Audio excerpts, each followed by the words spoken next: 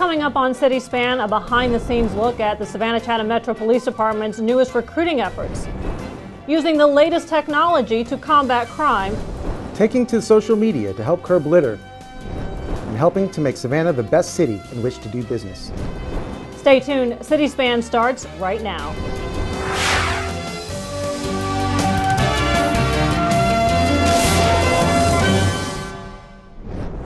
Hello everyone, I'm Michelle Gavin, Community Relations Administrator with the Savannah-Chatham Metro Police Department. And I'm Sergeant Hiram Rivera, also with the Savannah-Chatham Police Department. Welcome to City Span, your source for news and information about Savannah's city government.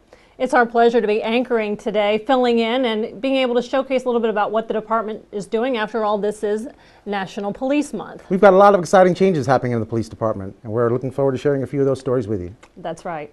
Well, up first on City Span, it was lights, camera, action as production crews and Metro police officers took to the streets. They are shooting a series of videos aimed at recruiting new talent to the force. The 30-second spots are using real officers to target community-minded individuals who want to serve in one of the Southeast's most unique communities. It's just one piece of an aggressive recruiting effort that Metro hopes will fill the ranks as part of a concerted effort to combat crime. Jody Jenkins has more. Every day, I can make a difference. Building relationships with kids, helping others, and making my community safer. I enjoy being It's no secret that many police departments across the country have had trouble staunching the flow of officers from their ranks over the past few years. But as far as Savannah is concerned, Chief Jack Lumpkin wants to change all that. And to do it, the Savannah-Chatham Metro Police is undergoing an image makeover. It's an effort to depict Savannah not only as a great place to live, but a great place to become a police officer and to catch the eye of those who might be drawn to a career in law enforcement. I think we're just trying to make police a little more approachable. Definitely trying to show the human side and cool jobs that the police offer. When we get the final big video done, it'll show all the cool jobs. Some people may not even know some of these jobs exist in the police department. It'll show all the cool jobs that police have to offer. Everything from neighborhood patrol to K-9 Corps, to motorcycle patrol, and beyond. Jasso said the spectrum is broad and the videos will convey the possibilities. And with fighting crime squarely in City Council's sights and a slew of new crime-fighting initiatives coming online, Mayor Edna Jackson has promised to push for police pay increases to help up the ante, making efforts at recruiting and retention more effective over the long term. I'm going to put something on the council now. I will be in favor of making adjustments in the police pay immediately rather than waiting until the end of the year. The videos are the public face of the city's aggressive new attitude. And Lieutenant Robert Gavin of Savannah-Chatham Metro said the campaign is aimed at bringing competent individuals into a police force looking to build strong ties with the Savannah community. We're looking for people with competence and character, with a strong sense of community. We want people that can communicate well. We want you to be able to deal with all different parts of the community. The chief is pushing forth a lot of new initiatives, and he's bringing a lot of both the officers and the community together. And we need each other to do this job. I mean, to fight crime, and it takes us and it takes the community. Gavin said the department is looking to fill around 70 positions in order to bring it up to the full complement of 605. Reporting for City Span, I'm Jody Jenkins. Earlier this year, the Savannah-Chatham Metro Police Department combined resources to take down street-level and mid-level drug dealers. The Undercover Narcotics Investigation Team, or UNIT as they are called for short, is already making a big impact. The Undercover Narcotics Investigation Team is tasked with targeting street-level drug sales. They tackle crimes that fall between the police department's crime suppression units, which respond to drug sale complaints, and the Chatham-Savannah Counter-Narcotics Team, which focuses on higher-level drug operations. We formed within the precincts, a couple of the precincts, we formed TIU units, tactical investigation units. And we came up with the idea to go ahead and join them together under one central command and work countywide street level drugs. We'll work street level, which is jumping corners, all the way up to mid-level drugs when CNT takes their bite out of crime there. The officers assigned to unit, former members of the Tactical Investigations Unit who worked only in the assigned precincts, now work together, sharing intel and focusing on hotspot areas, which can change from one week to the next. It's very important that wherever you have drugs, you have violent crime. They go hand in hand. So to address one, we have to address both. So we've formed these units with people. Most of these guys have been here quite a while. They're SWAT team members and everything else. And we're going specifically after not only the drugs, but violent members of our society. And to put these efforts together is going to cut violent crime overall. They've had great successes so far. They've taken quite a few guns off the street, a lot of drugs, and put some pretty bad people in jail, and hopefully they'll be going to prison shortly. Including the time spent in individual TIU units and the 3 months as unit, these officers have made nearly 400 arrests, confiscated more than 200 weapons, served dozens of search warrants, seized hundreds of thousands of dollars in cash, and rid our community of hundreds of pounds of illegal drugs, ranging from marijuana to meth, cocaine, and prescription pills. On many occasions, these drug sales are linked to violent crimes, including shootings, street robberies, and home invasions. The 10-officer team has strong surveillance and organizational skills, and they are collaborating with other units inside SCMPD, the DEA, and beyond. Reporting for CitySpan, I'm Saja Hours. It might not be the world of a crime mystery TV show like CSI, but it is a reality in today's world that technology is a critical element in fighting crime and making our city safer. While real life is anything but an effects-laden episode of CSI, Savannah-Chatham Metro Police are increasingly reliant on technology to help them deal with crime in the streets.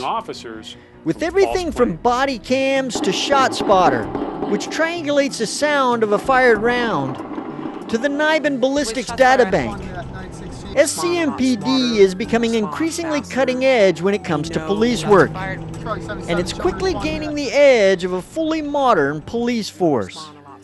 Yeah, it's technology. You know, you talk about ShotSpotter, you talk about the body cameras, and you talk about the NIBIN system. It's, you know, it shows you how much technology is playing a part in law enforcement and what law enforcement does on a day-to-day basis. And at Savannah-Chatham Metropolitan Police Department, through Chief Lumpkin's leadership and vision, we're bringing that leadership to our department and our community, and it's really paying off. With increased professionalism, quicker and smarter response times, and the tools to link weapons to crimes, perhaps the most visible tech tool is the body cams, produced by Axon, makers of tasers. There's several different places you can put it. You can put it on a head mount like this officer's wearing.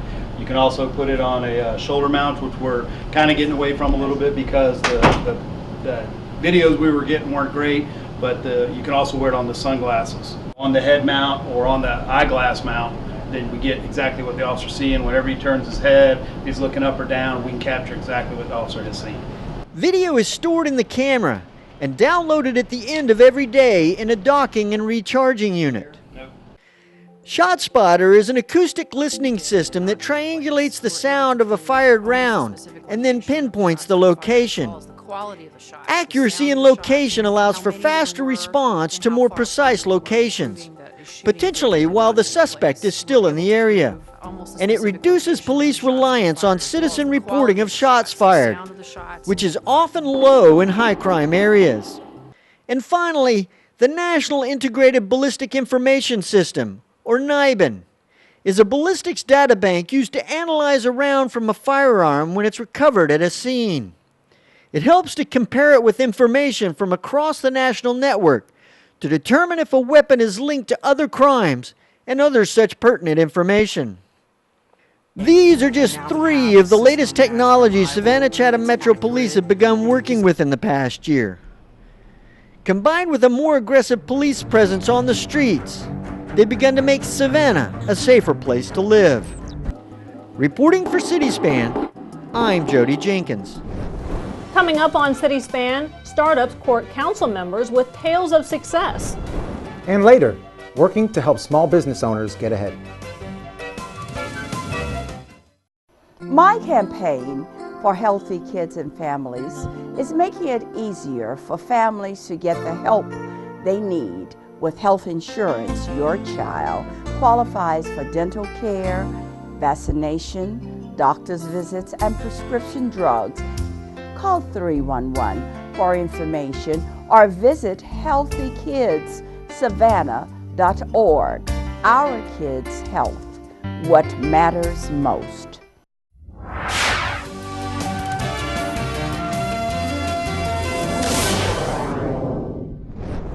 Welcome back to CitySpan. I'm Sergeant Hiram Rivera with the Savannah-Chatham Metro Police Department. What started as a simple idea has grown into a full-blown social media campaign. The city has joined with Parker's, the Savannah Morning News, and other local sponsors to launch a campaign to fight litter in our community. The goal of the public-private partnership is to curb littering in Savannah by 50% over the next year. A key element to the campaign's success is to use social media. With the launch of Keep Savannah Clean, the city will use social media to educate area residents. At the same time, it'll be used to celebrate those doing their part to reduce litter and to expose those who create litter. We are creating a brigade of people. We're calling the litter crew. And what we're asking people to do, we're asking all of you to be a part of it. If you see somebody littering, we want you to take a picture of it. Or see somebody littering, we want you to take a video. And then we want you to upload that video. And we're going to use social media to change behavior. We live in the most beautiful city, the script says, in the United States. I say we are the most beautiful city in the world. It is a tragedy that we allow it to be trashed and unchecked. Public shaming is just one part of the campaign. Since littering is illegal, there is also the good chance that you might have to pay a fine.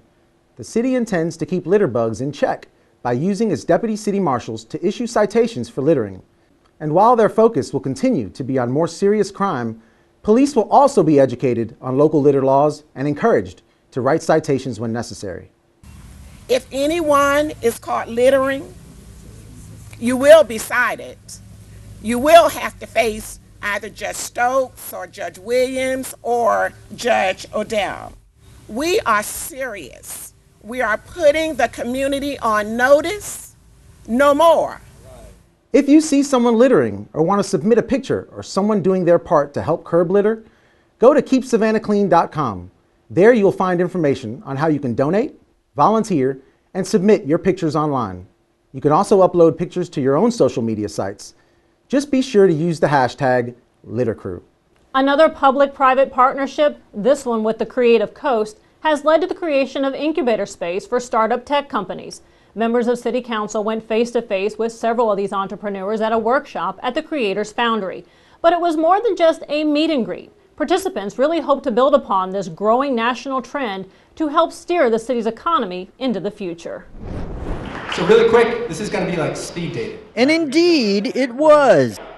City staff exchanged presentations with several area startups. And then everyone rubbed elbows in an effort to gain a greater understanding of how each other works, to build closer relationships, to help seize opportunities to boost the city's startup culture. Savannah is quickly gaining a reputation as a destination for startups, often the small tech-oriented companies that are fueling prosperity in cities across the country. It includes everything from green economy jobs such as solar or green building, to video gaming, design, and much more. Right down to Quicket, a locally designed app for paying your parking tickets with your cell phone. Push the scan button. This is fantastic for what our city is moving forward with. It is a next generation that is happening for our city. Oh my gosh, it's so important because one, they're supportive, they've already done some funding, we have a number of programs, and it's no fun to be involved in something only halfway. You got to see the results, you got to see some of the growth, you got to see firsthand the jobs that have been created and understand what the products are. So our city government is going all over the world and being ambassadors. Yvonne Jufrol, founder of Tour Buddy apps, which makes electronic self-guided tours, hosted the morning presentation of startups. She said you don't have to look far to see the powerful impact they can have. She pointed to nearby Charleston, where the startup movement is in full swing and 5 to 10 years ahead of Savannah, pumping tens of millions of dollars into the local economy and creating thousands of jobs. If Savannah is thought of as a place for startups, it's good for the city, but it's also good for us because it helps us get critical mass of other people that are in the tech community, and that helps to snowball, and our success begets more success. For more information on the Creators Foundry and on the startup culture in Savannah, visit www.thecreativecoast.org. Reporting for CitySpan, I am Jody Jenkins. In addition to highlighting startups, the workshop also unveiled plans to help make Savannah the best city in which to do business in the United States. That was Mayor Edna Jackson's goal when she launched a public-private process in 2013 to transform the way the city permits and assists businesses. The Mayor's Business Roundtable worked with business leaders such as Greg Parker to create a series of recommendations for improvement. It's better for people to work together in partnership to bring about changes, because had we done it ourselves without having their input and suggestions, it probably would not have been successful. The people that volunteered to work with us, they stuck with us, and they're still sticking with us. So I want to say thank you to them for working with our staff. City staff reported to Council on major changes that have been implemented as a result of these recommendations. Among the changes, a complete overhaul of our business permitting process to reduce the number of steps, creation of new business liaisons to help businesses navigate city permitting, creation of a new customer service administrator to improve customer service across the organization, the launch of new citizen feedback tools, such as survey kiosks at major city facilities to help us improve, a redevelopment of the city's business website to make it more customer-focused, adding more online functions, such as online permitting applications and online payments, and creation of a new marketing plan that targets technology startups and promotes Savannah as business-friendly. The city has created an online dashboard so you can measure whether we're making progress. In other business news, big changes could be coming soon to the Waters Avenue corridor. Last month, City Council approved the sale of Waters Avenue Shopping Center to Charleston-based development firm Twin Rivers Capital. The center, between 36th and 37th Street, was purchased by the city in 2009. Plans called for a new police precinct and other city offices. But as costs of renovating the structure soared, the city decided to put the building back on the market with stipulations. Those included a purchase price of $1.6 million, the inclusion of public meeting space, and a redevelopment plan that supports the city's overall vision for the neighborhood. Twin Rivers Capital's offer was accepted after 2 previous proposals were rejected because they didn't meet the city's objectives. 2nd District Alderwoman Mary Osborne has been a longtime champion of the revitalization of Waters Avenue. She says the sale of the property and the proposed development is good for the city and, most importantly, welcomed by the neighborhood. Well, 2 things. Number one, the $1.6 million, or actually $4 million that the city had invested in that property has been repaid by Twin Cities. So that brings monies back into our coffers. Secondly, what it means to the residents is that we're now going to have a real grocery store with a pharmacy in it, and those were the 2 priority items that the residents wanted to see in that shopping center. We also will have a community room, retail space for rental, and it's amazing, we'll have a brand new building. Twin Rivers Capital plans to demolish the existing building to make way for a grocery store and drive-through pharmacy. A gas station is also planned as part of the development. The city will give the developer 6 months to complete all the requirements of the proposal. We'll keep you posted as the development progresses. Another valuable resource for those wanting to start or expand a business is the Small Business Assistance Corporation. SBAC provides business loans, counseling, training, and more to small business owners in Savannah and the Lowcountry. Each month on CitySpan, we highlight a local business that has benefited from those services. SBAC's Leandria Michael has more. Today we're visiting circa 1875, a taste of France in the heart of Savannah. The restaurant is described as the unpretentious French cuisine and gastropub. So authentic, the owners actually traveled and ate through France before opening up in the hostess city. Let's take a look inside. Well, we were two waiters that were working someplace else downtown. We really wanted to open our own place. We moved here in 2001 to do that, and then 9/11 hit, and that kind of threw our plans way off. So this opportunity came up in 2007, and we worked very hard to get it, and finally opened just the pub side in 2007. We went on vacation back in 2009, I think it was, and that's when we decided we were going to do French. It was like a no-brainer after that. So we went there, we got ideas, you know, looked at a lot of bistros, went out dining a lot, and then that's the inspiration for this place here. We wanted something that was affordable, delicious, fun. We draw a really interesting group of people. My proudest days when I look through the dining room and I see black, white, gays, Asians, and everyone, they're all in conversation with each other, and that makes me very, very pleased. Business has just been growing and growing and growing. Our reviews are outstanding. You know, we've made lots of friends along the way. It's been very good. It's very hard work, but it's worth it in the end. Just do your homework and make sure you've got all your I's dotted and your T's crossed. That's very important. We wouldn't be here without the SBAC. They bent over backwards to provide the money that we needed to purchase the space, or we would have lost it.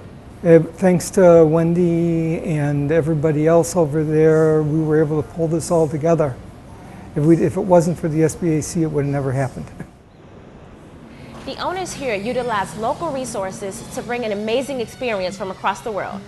If you're looking for financing for a new or existing small business, visit the Small Business Resource Center at 111 East Liberty Street, or check us out online, www.sbacsav.com.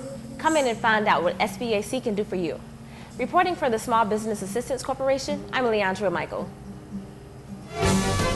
Still to come on CitySpan, planting partnerships in downtown. And later, Chief Lumpkin shares his goals and vision for SCMPD. I think that I have some skills, knowledge, and abilities that can help Savannah-Chatham become what it once was. And abandoned, forgotten, unable to move on their own, an eyesore, a nuisance, a threat to public safety, and against city ordinance. Derelict vehicles left on public property will be towed after 10 days and on private property after 30 days. Abandoned vehicles left on public property, including streets, will be towed after 5 days and on private property after 30 days. To report blight of any kind, call 311 or visit the city's website. Help move all of Savannah from blight to bright.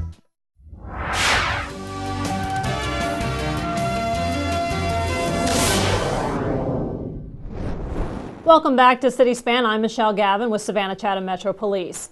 Another public-private partnership has helped improve one Savannah neighborhood. City leaders joined the Savannah Tree Foundation, Downtown Neighborhood Association, Victorian Neighborhood Association, and the DuBose Family Foundation to shovel some dirt and celebrate the creation of new tree lawns downtown. With a grant from the Downtown Neighborhood Association, the Savannah Tree Foundation was able to replace an old concrete sidewalk with new brick pavers along Haversham Street between East Park and East Duffy. In addition, a 6-foot wide tree lawn was created for the planting of 8 lace-bark elm trees. I think we can all walk away knowing we have made Savannah a better place, even if it's just this small little 2-block area, but 8 new street trees that will provide shade to pedestrians, bicyclists, and cars will really make this a much nicer corridor. What makes Savannah beautiful is our ability to maintain not only our historic character, but for us to really find unique and creative ways to make sure that we keep Savannah, what makes Savannah not Atlanta. And that's grass, and that's trees, and that's beautification, that's an urban forest. The city removed an old, unhealthy sweet gum tree to make way for the new sidewalk and tree lawn. The elms will reach a mature height of 35 to 40 feet, providing a tree canopy to the corridor. So far across the country, 38 law enforcement officers have been killed in the line of duty this year. The month of May is when the law enforcement community pays tribute to those who have made the ultimate sacrifice. The Savannah-Chatham Metropolitan Police Department has a beautiful tradition when it comes to honoring their own fallen officers on National Police Memorial Day. Red roses, placed at the base of the police officer monument, represent the 51 officers from Savannah and Chatham County who have died in the line of duty since 1868. The monument is located in the median of Oglethorpe Avenue, adjacent to the historic police barracks, shaded by live oak trees and Spanish moss. Many families from many generations come to this Police Memorial Day service to honor those heroes from the past. The names of local, state, and federal law enforcement officers are etched here. And this service allows our community to remember the dangerous job the officers of today are called upon to do every day. They answer the call, not knowing what to expect, putting the needs of others before their own. It's a day of remembrance and reflection, lest we forget.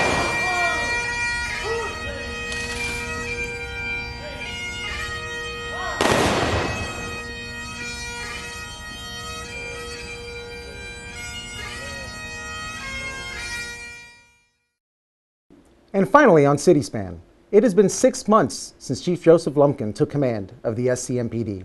His goals are simple: fill the officer vacancies, reduce crime, and improve the satisfaction, motivation, and performance of his officers.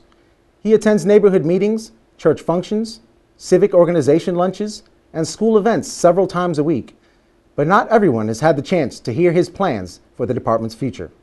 So we at the SCMPD produced a video of the chief in his own words.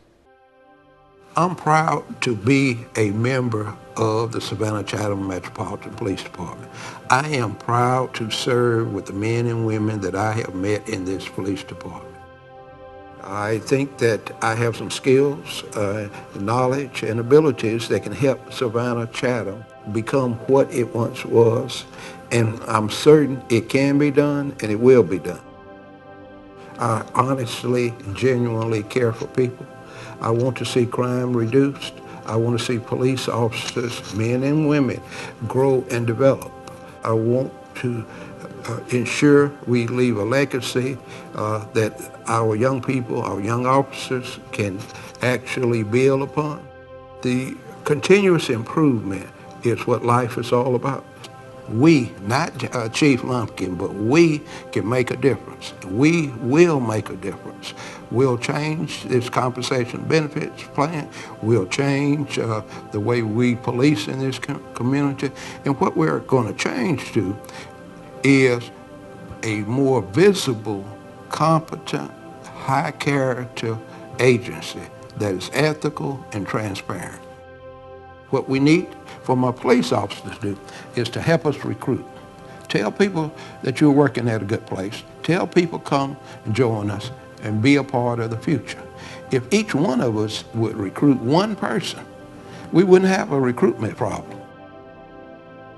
I see myself as a police leader. I see myself as willing to perform the police task. Do I have the skill set of a 22-year-old? No, in terms of physical skill set. I probably can outshoot 90% of the people on the police department, if not higher. I can do many of the other skill sets, but I'm not a 22-year-old. I don't try to fool myself. I will jump in there and help you make an arrest. I will make the arrest myself if I'm the only one there. You're always a police officer regardless of the rank you might hold. And I'll always believe that of myself. Well, it has been a pleasure and been fun getting to guest host and fill in for CitySpan. It's nice being able to share some of the exciting changes within the police department with you. We hope you've learned a few things. And that's going to do it for this edition of CitySpan. Don't forget, for the latest news and information about the city of Savannah, keep it tuned to SGTV. Visit our website at savannahga.gov or follow us on Facebook and Twitter. Until next time, thanks for watching and thanks for making Savannah your home.